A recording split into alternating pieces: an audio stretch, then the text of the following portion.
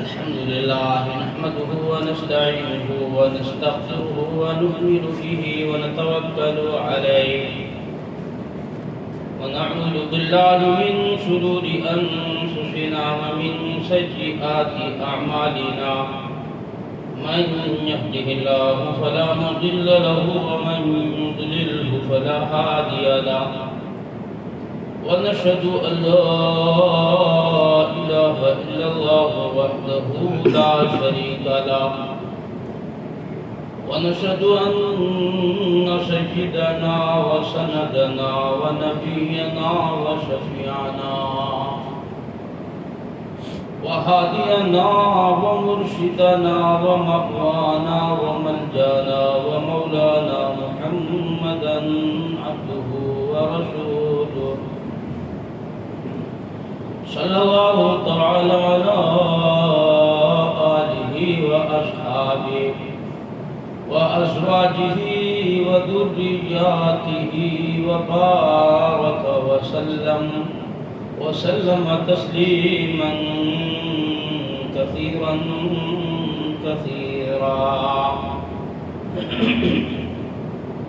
أما بعد فأعوذ بالله السميع العليم من الشيطان الرجيم بسم الله الرحمن الرحيم ولا تقولوا لمن يقتل في سبيل الله أموات بل أحياء ولكن لا تشعرون وقال الله تبارك وتعالى في موضع آخر ولا تحسبن الذين قتلوا في سبيل الله أمواتا بل أحياء عند ربهم يرزقون فرحين بما آتاهم الله من فضله ويستبشرون بالذين لم يلحقوا بهم من خلفهم ألا خوف عليهم ولا هم يحزنون صدق الله مولانا العلي العظيم وصدق رسوله النبي الكريم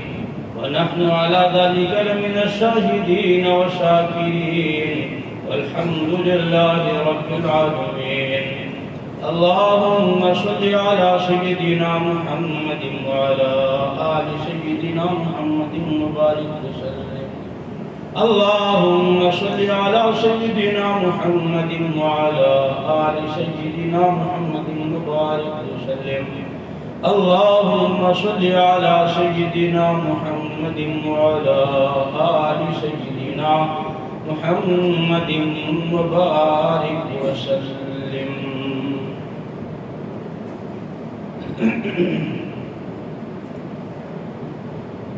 اللہ تبارک و تعالی نے امت مسلمہ پر کوئی مہینہ کوئی ہفتہ یا کوئی خاص دن کرم نہیں فرمایا بلکہ ہر مہینے میں ہر دن کسی نہ کسی طریقے سے اللہ تبارک تعالیٰ نے کرم فرمائی ہے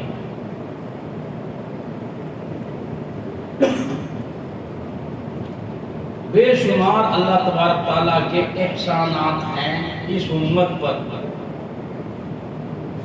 وہ اتنے احسانات ہیں کہ ہم صرف تصور کریں تو یقین نہیں آتا کہ پروردگار عالم جل شانہ نے ہمیں کتنی اور کیسی عظیم الشان نعمتیں عطا فرمائی ہے فرمایا وَإِن تَعُدُّوا نِعْمَةَ اللَّهِ لَا تُحْصُوهَا کوئی انسان گن نہیں سکتا اللہ کی نعمتوں کی اس کی مہربانیوں کو کوئی گن نہیں سکتا تصور نہیں کر سکتا اتنے احسانات ہیں اللہ کے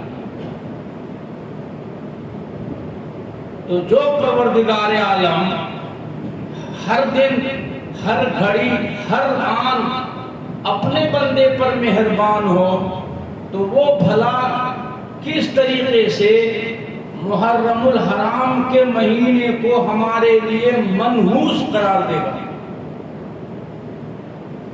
کتنی بڑی بیوقوفی ہے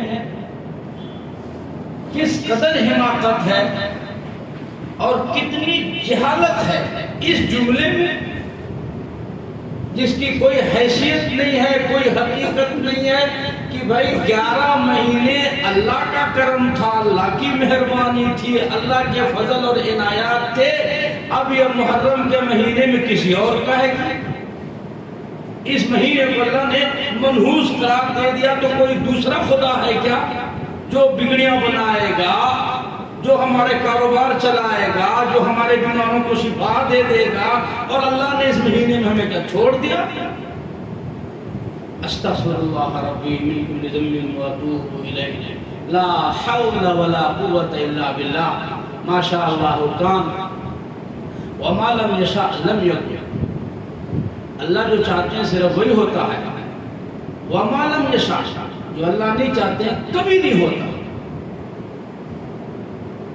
یہ عقیدے کی کمزوری ہے، یہ عقیدے کی گمراہی ہے، یہ راستے سے بھٹک جانے کے عقیدے ہیں، بد اعتقادی ہے۔ ہم قرآن و حدیث سے اعتقاد سیکھیں، قرآن سے عقل ایمان سیکھیں، دوسروں کی دیکھا دیکھی کانا پھوسی نہیں کرنا۔ اگر ہمارے پاس کوئی مسلم اصول نہیں ہوتا، قرآن نہیں ہوتا، حدیث نہیں ہوتی، اللہ کے رسول صلی اللہ علیہ وسلم کے پیغام اور احکامات نہیں ہوتے، تب تو آپ بھیک مانگتے ٹھیک تھا۔ بھائی جس کے پاس کچھ نہیں وہ مانگے نا بھیک۔ اگر اللہ تبارک تعالیٰ نے آپ کو گھر دیا، مکان دیا، دکان دیا، کاروبار دیا، بینک بیلنس دیا، اب ایسا آدمی بھیک مانگے کہ اس سے بڑا جاہل کون ہوگا؟ بھائی ساری دنیا اسلام کی طرف نظر اٹھا کر کے دیکھتی ہے، اور ہم اسلام کو چھوڑ کر پتہ نہیں کس کی طرف دیکھتے ہیں۔ بہت سارے لوگ اس ماہ مبارک کو منحوس کرتے ہیں، بلکہ بے شمار لوگ شادیاں نہیں کرتے، اچھا نہیں سمجھتے، کوئی اچھا کام کرنا پسند نہیں کرتے، بس ایک نظریہ ہے کہ صاحب یہ مہینہ اچھا نہیں ہے، منحوس ہے، اور یہ ہے وہ ہے۔ بہت سارے لوگ کہتے ہیں صاحب غم کا مہینہ۔ ہم ان سے پوچھتے ہیں بھائی کیوں غم کا مہینہ؟ تو وہ کہتے ہیں بھائی اس مہینے میں سیدنا حسین رضی اللہ تعالیٰ عنہ کی شہادت ہوئی، اسی لیے یہ مہینہ کہے کہ بھائی غم کا مہینہ ہے۔ تو ہم ان کو جواب دیتے ہیں کہ بھائی اگر اس مہینے میں سیدنا حسین رضی اللہ عنہ کی شہادت ہوئی تو محرم سے پہلے ذی الحجہ کے 18 تاریخ کو سیدنا عثمان غنی کی شہادت ہوئی، 27 ذی الحجہ کو سیدنا عمر فاروق زخمی ہوئے، ایک محرم الحرام کو سیدنا عمر فاروق رضی اللہ تعالیٰ عنہ کی شہادت ہوئی۔ اور پھر تاریخ پر اگر آپ نظر ڈالیں تو سیدنا حسین رضی اللہ تعالیٰ عنہ کی شہادت حضور صلی اللہ علیہ وسلم کے تقریباً 60 سال کے بعد کا واقعہ ہے۔ یہ جو واقعہ ہے یہ حضور کے دنیا سے پردہ فرمانے کے تقریباً 60 سال کے بعد کا واقعہ ہے۔ اس واقعے کا تذکرہ قرآن میں، حدیث میں، بخاری میں، مسلم میں، ترمذی میں کہیں پر نہیں ملتا۔ اور 60 سال سے پہلے اور حضور کے زمانے میں حضور کے ہوتے ہوئے جو صحابہ کرام نے قربانیاں دی، شہادت حاصل کیا، تو آپ اندازہ لگاؤ کہ ان کا کتنا اونچا مقام ہوگا۔ حسین رضی اللہ تعالیٰ عنہ کی شہادت سے پہلے جن لوگوں نے شہادت دی اور جن صحابہ کرام سے یہ جذبہ سیکھا ہے سیدنا حسین رضی اللہ تعالیٰ عنہ نے، تو ان کا کتنا اونچا مقام ہوگا۔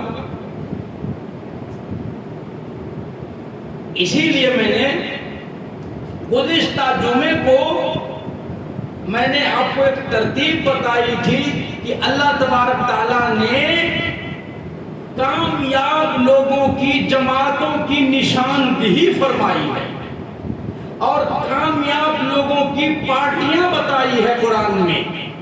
انعام والے لوگوں کا اللہ تبارک تعالیٰ نے قرآن مجید میں نشاندہی فرمائی ہے اور بتایا تھا.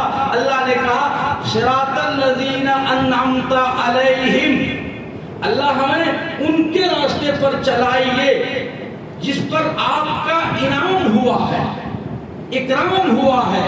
کامیاب لوگوں کی جماعت کے ساتھ، انعام یافتہ جماعتوں کے ساتھ ہمیں چلا دیجئے. مفسرین کا کہنا یہ ہے کہ صراط الذین انعمت علیہم کی تفصیل ہے صراط الذین انعمت علیہم من النبیین والصدیقین والشہداء والصالحین. یہ 4 جماعت ہے جس کا تذکرہ قرآن نے کیا. یہ کامیاب لوگوں کی جماعت ہے. پہلی جماعت کا نام ہے من النبیین، نبیوں کی جماعت. تو میں گزشتہ جمعے کو بتایا تھا کہ نبوت کا دروازہ اللہ تبارک تعالیٰ نے بند کر دیا ہے، قیامت تک کوئی اور نبی پیدا نہیں ہو سکتا. یہ اہل سنت والجماعت کا جو ہے متفقہ فیصلہ ہے کہ حضور آخری نبی ہے. حضور صلی اللہ علیہ وسلم کے نبی ہونے پر یا آخری ہونے پر اگر کوئی بندہ شک اور شبہ بھی کرتا ہے تو وہ اسلام سے خارج ہو جائے. نبی کو نبی بھی ماننا ہے اور نبی کو آخری بھی ماننا ہے. دونوں چیزیں ہونا ضروری ہے، صرف ایک سے کام نہیں چلے گا. ہمارے نبی نبی بھی ہیں اور آخری نبی ہیں اور نبوت کو ختم کرنے والے ہیں. تو نبی دین کا دروازہ بند. اب بچ گیا ادھر 3 جماعت اور ہیں. تو گزشتہ جمعے کو میں بتلایا تھا نبیوں کے بعد سب سے بڑی جماعت اور سب سے اونچی جماعت اور سب سے بہترین جماعت اللہ کے نزدیک صدیقین کی جماعت ہے. اور گزشتہ جو میں بتایا تھا کہ صدیقین میں سیدنا صدیق اکبر سچوں میں تمام سچوں کے سردار ہیں. اب جتنے سچے پیدا ہوں گے ان تمام سچوں کے سردار کون ہیں؟ حضرت ابوبکر صدیق. باقی ان کے پیچھے پیچھے سچوں کے امام ہے صدیق اکبر رضی اللہ تعالیٰ عنہ. باقی دنیا میں جتنے لوگ آئیں گے سیدنا صدیق اکبر کے پیچھے پیچھے پیچھے پیچھے چلیں گے. تمام سچوں کے سردار حضرت ابوبکر صدیق رضی اللہ تعالیٰ عنہ. تو سچوں کا دروازہ بند نہیں ہوا اور اللہ تبارک تعالیٰ نے قرآن مجید میں ہم سے مطالبہ کیا ہے یا ایھا الذین آمنوا اتقوا اللہ، ایمان والو اللہ سے ڈرو، وکونوا مع الصادقین، سچوں کے ساتھ رہو، نیکوکار کے ساتھ رہو، پرہیزگاروں کے ساتھ رہو، اچھے لوگوں سے دوستی کرو، اچھے لوگوں کے ساتھ رہو، نیکوکاری پرہیزگاری اور جو ہے خوف خدا جن کے دل میں ہے ان لوگوں کے قریب رہو. بلکہ ایک حدیث میں اللہ کے رسول صلی اللہ علیہ وسلم نے ارشاد فرمایا ہے کہ اپنے دسترخوان میں نیکوکاروں کو بلاؤ، پرہیزگاروں کو بٹھاؤ. اپنے دسترخوان میں صرف متقی پرہیزگار لوگوں کو بٹھاؤ، غیر متقی کو نہیں. من النبیین کا دروازہ بند، صدیقین کا دروازہ قیامت تک کے لیے کھلا ہے. دوسرا مقام اور دوسری جماعت، صدیق کے بعد اللہ تبارک تعالیٰ نے جس مقام کو اور جس جماعت کو بہت اونچا اور بہت بلند کیا ہے، صدیقین کے بعد اس مقام کا نام ہے والشہداء، شہیدوں کا مقام صدیق کے بعد اللہ کے نزدیک سب سے اونچا ہے. صدیق کا مقام اللہ کے، صدیق کے بعد شہداء کا مقام اللہ کے نزدیک، نبی کے بعد صدیق کے بعد شہداء کا مقام سب سے اونچا مقام ہے. اب آپ کو حیرت ہوگی یہ حدیث سن کر کہ آپ صلی اللہ علیہ وسلم نے اپنی حیات میں، اپنی زندگی میں یوں فرمایا ہے کہ جس طریقے سے اللہ کے نبی نے یہ فرمایا ہے کہ ابو بکر تمام سچوں کے امام اور سردار ہیں، اسی طریقے سے اللہ کے رسول نے 60 سال یعنی سیدنا حسین رضی اللہ عنہ کی شہادت سے 60 سال پہلے اپنی زبان ترجمان سے یہ اعلان فرمایا تھا سید الشہداء حمزہ رضی اللہ تعالی عنہ کہ تمام شہیدوں کے سردار میرے چچا سیدنا امیر حمزہ رضی اللہ تعالی عنہ ہیں۔ اب یہ ہماری کتنی بڑی جہالت ہے۔ میں گزشتہ 2-3 جمعے سے یہ کہتے ہوئے آ رہا ہوں کہ اگر کسی نے ان شہیدوں کا تذکرہ نہیں کیا اور محرم میں وہ آ کر کے سیدنا حسن اور حسین کی شہادت کا تذکرہ کرتا، علماء کہتے ہیں یہ ناجائز ہے، یہ ظلم ہے دین پر۔ جنہوں نے حضور کی نظروں کے سامنے اپنی قربانی دی اور قربانی دے کر اپنے جسموں کے ٹکڑے کرائے، 11 ٹکڑے پڑے ہوئے ہیں، اور سیدنا امیر حمزہ رضی اللہ تعالیٰ عنہ کے ٹکڑوں کو دیکھ کر آپ صلی اللہ علیہ وسلم کھڑے نہیں رہ سکے، رو دیے اور بیٹھ گئے، غشی طاری ہو گئی ہے۔ آپ نے اپنی زبان سے فرمایا کہ سید الشہداء حمزہ۔ تو کس طریقے سے یہ درست ہوگا کہ آپ ان مقام کو بیان نہ کر کے ایک چیز کو ہائی لائٹ کرتے رہیں کہ سیدنا حسین رضی اللہ عنہ شہید ہو گئے؟ ہم یقیناً مانتے ہیں کہ بہت اونچا مقام ہے سیدنا حسین رضی اللہ تعالی عنہ کا۔ یہ اللہ کی شان تھی، میں نے بتایا نہیں، ہر دن، ہر تاریخ، ہر مہینہ یہ اللہ کی طرف سے متعین ہے، اور اللہ تبارک تعالیٰ نے فضل و کرم فرمایا ہے اس امت پر۔ علماء نے لکھا ہے تاریخ کے حوالے سے کہ جس دن آدم علیہ السلام کا پتلا تیار ہوا اور اللہ تبارک تعالیٰ نے اس پتلے پر روح پھونکی، جمن ڈالی، علماء نے لکھا کہ وہ محرم ہی کی 10ویں تاریخ تھی۔ آدم علیہ السلام کے بعد اللہ تبارک تعالیٰ نے ان کو جنت میں مقام عطا فرمایا، پھر ایک غلطی پر اللہ تبارک تعالیٰ نے ان کو دنیا میں بھیجا، پھر ان سے دنیا آباد ہوئی، اور یوں لکھا کہ اس غلطی پر 40 برس تک آدم علیہ السلام نے آنسو بہائے، معافیاں مانگی، جس کا تذکرہ قرآن میں ہے، ربنا ظلمنا انفسنا وان لم تغفر لنا وترحمنا لنکونن من الخاسرین۔ 40 برس کے بعد آدم علیہ السلام کی توبہ قبول ہوئی، اور اللہ تبارک تعالیٰ نے معافی کا اعلان فرمایا۔ علماء نے لکھا وہ محرم کی 10ویں تاریخ ہے۔ آدم علیہ السلام کے بعد سیدنا نوح علیہ السلام دنیا میں تشریف لائے، اور نوح علیہ السلام نے 950 سال تک اپنی قوم کو دعوت و تبلیغ کی۔ 80 پر 2 آدمی کے سوا کوئی ایمان نہیں لائے، کوئی ایمان نہیں لائے۔ نوح علیہ السلام اپنی قوم سے پریشان ہو گئے۔ نوح علیہ السلام نے اللہ کے حضور میں بددعائیں فرمائی، اے اللہ یہ میری قوم میری بات نہیں مانتی، آپ ان کو اس طرح ہلاک کر دیجئے کہ ان میں سے کوئی ایک نافرمان دنیا میں نہ بچے۔ ربی لا تذر علی الارض من الکافرین دیارا، لا تذر، زمین پر کسی کو مت چھوڑیے، من الکافرین دیارا، نہ کسی کافر کو، نہ کسی کافر کے بچے کو، نہ کسی چھوٹے کو، نہ کسی بڑے کو، نہ کسی امیر کو، نہ کسی غریب کو۔ اس طرح سے پوری دنیا کو صاف کر دیجئے نافرمانوں سے۔ ہمیں نافرمان اچھے نہیں لگ رہے ہیں، ان نافرمانوں سے ملک کو صاف کر دیجئے، دنیا کو پاک صاف کر دیجئے۔ لا تذر علی الارض من الکافرین دیارا۔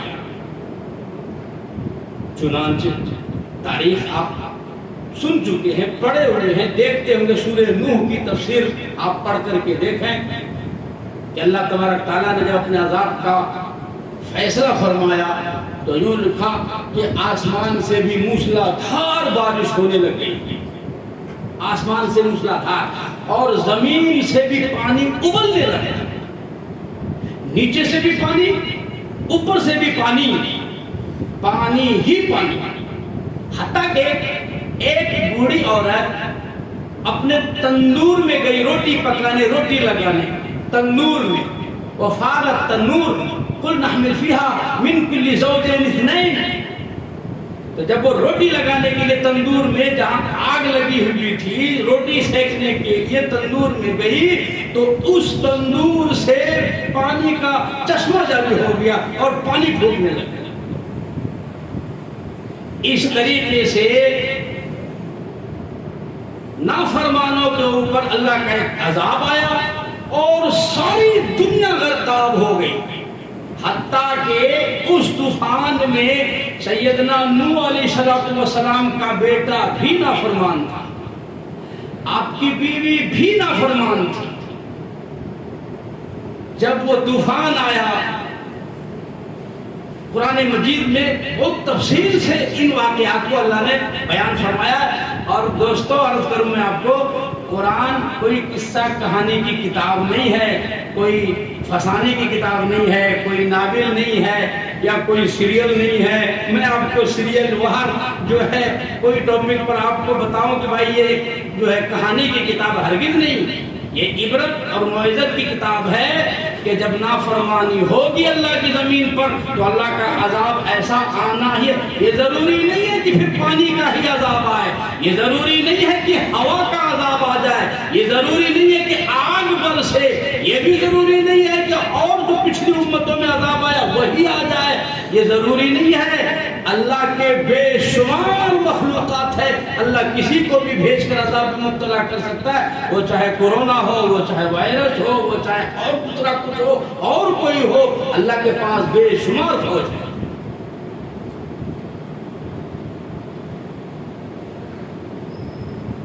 ساری قوم پانی میں ڈوب کر ہلاک ہو گئی، برباد ہو گئی۔ نوح علیہ السلام کا بیٹا پہاڑی پر چڑھنے لگا، باپ نے آواز دی، بیٹا آ جاؤ میری کشتی میں سوار ہو جاؤ، آج اس کشتی کے سوا دوسرا کوئی ماوا اور ملجا نہیں ہے جہاں پر کوئی بچ جائے۔ بیٹا کہنے لگا میں پہاڑ کی چوٹی پر چڑھ جاؤں گا، میں بچ جاؤں گا۔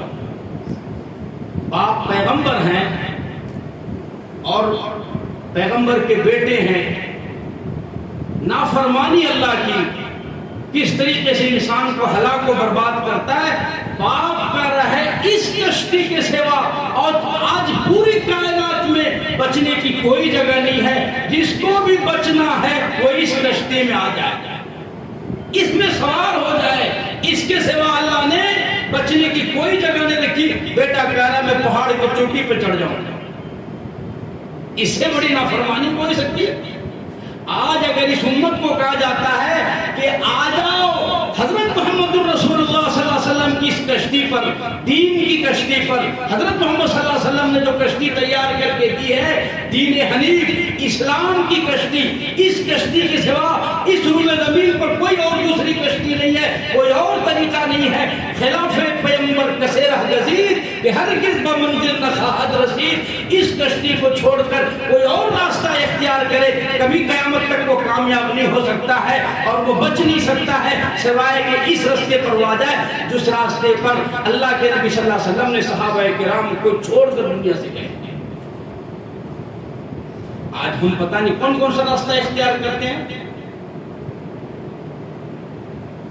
سیدنا نوح علیہ السلام نے اپنے رفتے جگر کو آواز دی، وَهِيَ تَجْرِي بِهِمْ فِي مَوْجٍ كَالْجِبَالِ، پانی پہاڑوں کے چوٹیوں تک پہنچنے لگ گیا۔ آواز دیو میرے بیٹے آجا میری کشتی میں آجا۔ وَنَادَى نُوحٌ ابْنَهُ وَكَانَ فِي مَعْزِلٍ يَا بُنَيَّ ارْكَبْ مَعَنَا وَلَا تَكُن مَعَ الْكَافِرِينَ، میرے بیٹے میری کشتی میں سوار ہو جا، میری نافرمانی نہ کر، میری بات کا انکار نہ کر۔ اس کشتی کے سوا ساری کائنات میں کسی کو کوئی نہیں بچا سکتا، اللہ کا عذاب تم پر مسلط ہے۔ کہنے لگا قال سآوی الی جبل یعصمنی من الماء قال لا عاصم اليوم من امر اللہ الا من رحم۔ باپ بیٹے میں گفتگو ہو رہی ہے، باپ بیٹے کو سمجھا رہا، بیٹا جواب دے رہا ہے میں پہاڑ کی چوٹیوں پر چڑھ جاؤں گا، اللہ کے عذاب سے بچ جاؤں گا، مجھے پہاڑ بچا لے گا، مجھے درخت بچا لے گا، مجھے یہ طوفان ہلاک نہیں کرے گا۔ حضرت نوح علیہ السلام کہتے ہیں نہیں الا من رحم، آج جس پر صرف اللہ رحم کرے گا وہ بچ پائے گا، کائنات میں کوئی نہیں بچ سکتا۔ وحال بینہم الموج فکان من المغرقین، یہ گفتگو چل رہی تھی، یہ بحث چل رہا تھا، یہ مذاکرہ چل رہا تھا۔ اللہ کو بحث و مباحثہ پسند نہیں ہے، اللہ تبارک تعالیٰ کو حجت پسند نہیں ہے، اللہ تبارک تعالیٰ کو زبردستی پسند نہیں ہے۔ لا اکراہ فی الدین قد تبین الرشد من الغی، خدا کی قسم قرآن آ گیا، دلیل آ گئی، اللہ کا پیغام آ گیا، سر تسلیم خم کر دو، حجت نہیں کرنا، بحث نہیں کرنا۔ وہ کہنے لگا نہیں میں اوپر کی چوٹی پہ چڑھ جاؤں گا، مجھے یوں بچا لے گا، وہ بچا لے گا۔ اللہ پاک کا غضب جوش میں آیا، میرے پیغمبر کی بات نہیں سنتا، باپ کی بات نہیں سنتا، بڑوں کی بات یہ نہیں سنتا۔ وحال بینہم الموج فکان من المغرقین، ایک زوردار لہر اٹھا اور نوح علیہ السلام کے سامنے اس کا بیٹا ڈوب کر ہلاک و برباد ہو گیا۔ سچا باپ ہے اور باپ پیغمبر ہے، باپ نبی ہے، رسول ہے، سچا بیٹا ہے، خون کا بھی رشتہ ہے، اسلام کا بھی رشتہ ہے، لیکن نافرمانی ہوتی ہے۔ نافرمانی ہونے پر کسی کا کسی سے کوئی رشتہ نہیں ہوتا ہے، نافرمانی ہونے پر بندے کا رشتہ اللہ سے نہیں رہتا، نافرمانی پر پیغمبر کا رشتہ امتی سے نہیں رہتا۔ اگر باپ کا بیٹے سے رشتہ ختم ہو جائے، پیغمبر کا نبی سے رشتہ اگر بیٹے کا ختم ہو جائے تو اس کو دنیا میں کون بچا سکتا ہے؟ سیدنا نوح علیہ السلام کے سامنے بیٹا ہلاک ہو گیا، آپ نے دعا فرمائی، ہاتھ اٹھایا اور کہنا شروع کر دیا، او میرے پروردگار، او میرے پالنہار، آپ نے مجھ سے وعدہ کیا تھا، قال یا نوح انہ لیس من اہلک، او میرے پروردگار آپ نے مجھ سے کہا تھا تمہاری آل اولاد، تمہارے بیوی بال بچے کو میں بچا لوں گا۔ میرے پروردگار میرے سامنے میرا بیٹا ہلاک ہو گیا۔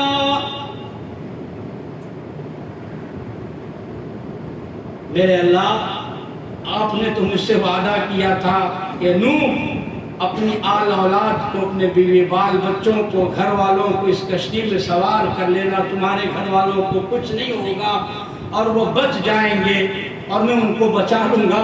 میرے اللہ، میرے آنکھوں کے سامنے میرا بیٹا ڈوب گیا نا۔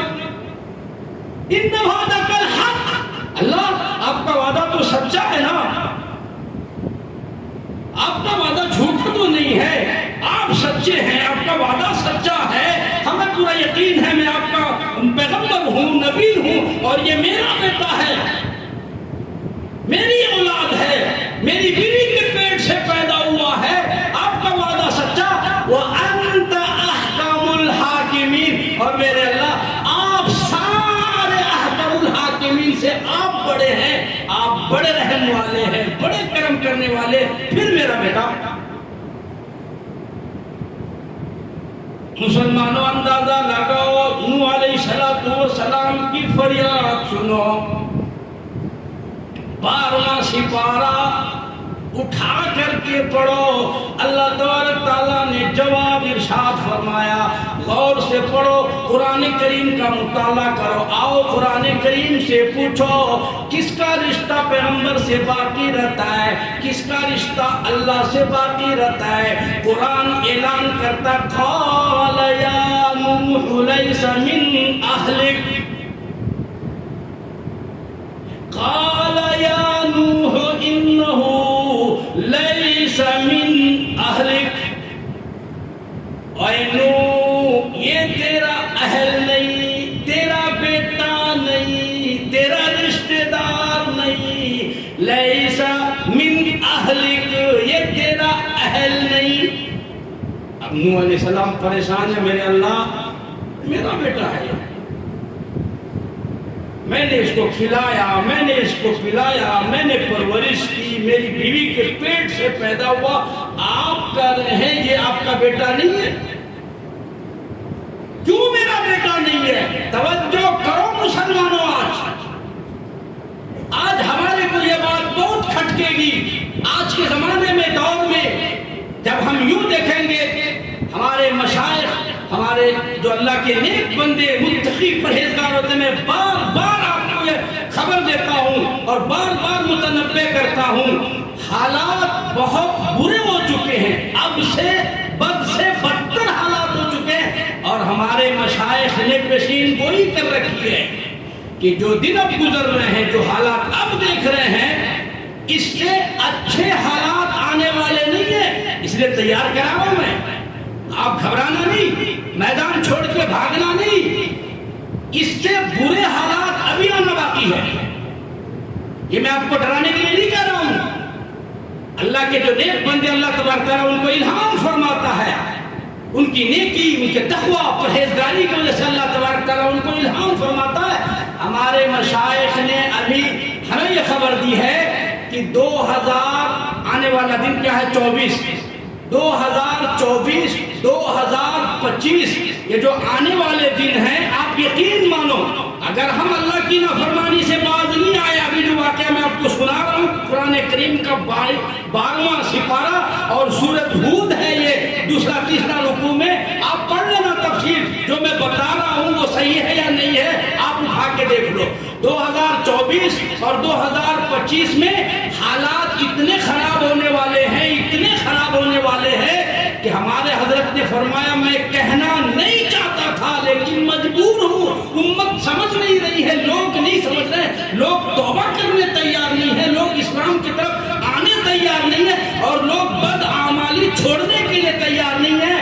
حالات اتنے بد سے بدتر ہوں گے، ایک ایک قبر میں 50 100 آدمیوں کو دفن کرنے کی نوبت آئے گی، ایسے حالات بن گئے۔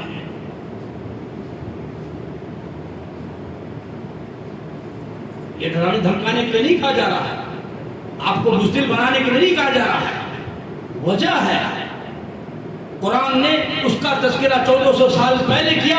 سیدنا نوح علیہ السلام، میں نے پہلے بتایا آپ کو، یہ قصے اور کہانی کی کتابیں نہیں ہیں، ناول نگار اور فسانے کی کتاب نہیں ہے، یہ حقیقت ہے، یہ آئینہ ہے، اس کو صاف کرو، پوچھو اور اپنا چہرہ دیکھو، آپ کو اس چہرے میں اپنا اس آئینے میں اپنا چہرہ آپ کو دکھائی دے گا۔ سیدنا نوح علیہ السلام فرمانے لگ گئے، او میرے پروردگار آپ احکم الحاکمین ہے، وہ میرا بیٹا ڈوب گیا، آپ نے وعدہ کیا تھا، آپ کا وعدہ سچا ہے، آپ کے وعدے پر ہمیں بھروسہ ہے، پھر میرا بیٹا ڈوب گیا۔ اللہ نے جواب دیا، او میرے پیغمبر، او میرے نبی، او میرے رسول، قال یا نوح انہ لیس من اہلک، وہ تیرا بیٹا نہیں ہے۔ کہنے لگا، او میرے اللہ، او میرے پروردگار، میری بیوی کے پیٹ سے پیدا ہوا، میری بیوی کے چھاتی سے اس نے دودھ پیا، میری گود میں پرورش پایا، میرے گھر میں وہ کھیل کود کر بڑا ہوا، پھر وہ میرا بیٹا کیوں نہیں ہے؟ اللہ کا جواب سنو، انہو لیس من اہلک انہو عمل غیر صالح۔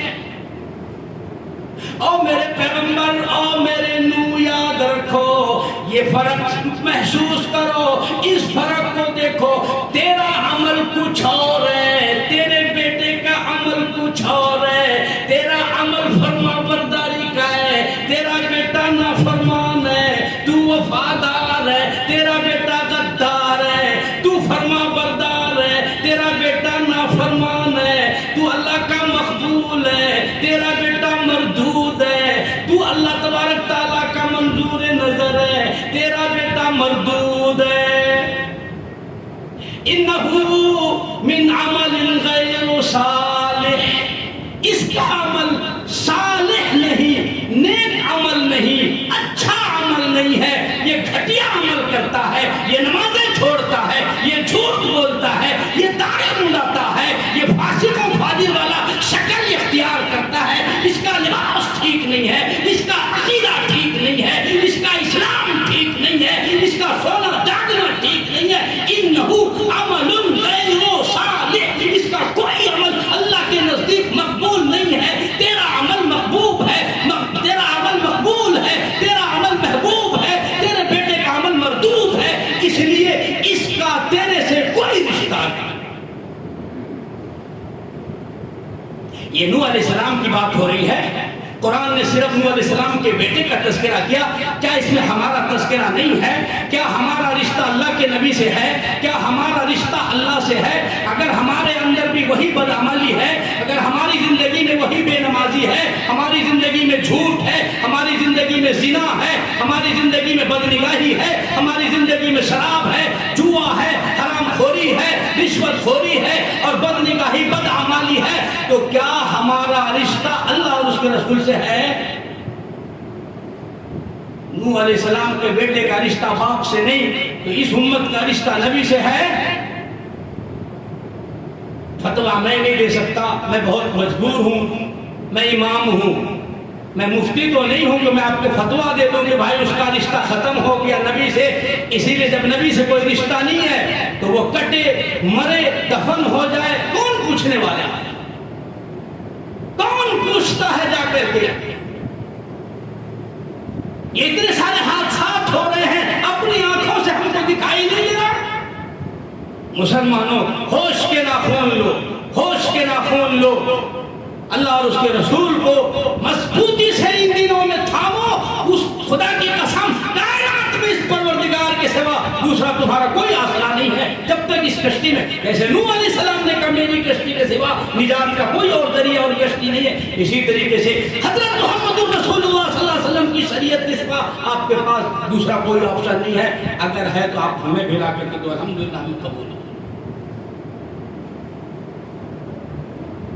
فلا تسألنی ما لیس لک بہ علم، اے نوح دوبارہ اپنے بیٹے کے بارے میں مجھ سے سوال نہیں کرنا، انہو عمل غیر صالح، تیرے بیٹے کے اندر نیکی تقوی پرہیزگاری نہیں، ایمان نہیں، اعمال نہیں، اخلاق نہیں۔ فلا تسألنی ما لیس لک بہ علم، او میرے پیغمبر، او میرے رسول، دوبارہ اپنے اہل و عیال کے بارے میں مجھ سے سوال نہیں کرنا، یوں کیوں ہو گیا، ایسا کیوں ہو گیا، اس کو فلاں نے شہید کر دیا، اس کو گولی مار دی گئی، اس کو شوٹ کر دیا گیا، فلاں جگہ پر یوں ہو گیا، یہ سوال نہیں کرنا۔